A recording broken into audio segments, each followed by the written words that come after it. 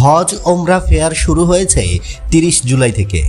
Hodge agencies association of Bangladesh HAAB উদ্যোগে 3 দিনব্যাপী হজ ও ওমরা ফেয়ার 2026 শুরু হয়েছে 30 জুলাই বৃহস্পতিবার থেকে। রাজধানীর বাংলাদেশ চীন মৈত্রী সম্মেলন কেন্দ্রে আয়োজিত এই মেলা চলবে 1 আগস্ট পর্যন্ত।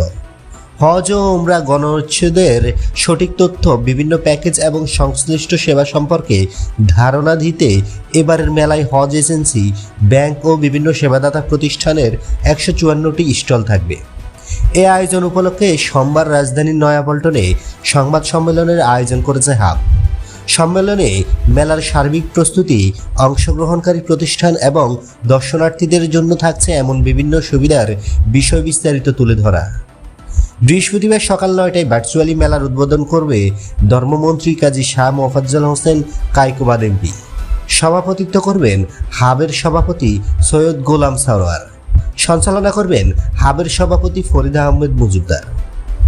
বন্ধুরা, নিত্য নতুন এক্সক্লুসিভ খবরাখবর সবার আগে পেতে আমাদের ইউটিউব চ্যানেলটি সাবস্ক্রাইব করে পাশে থাকা বেল আইকনটি অন করে দেওয়ার অনুরোধ রইল।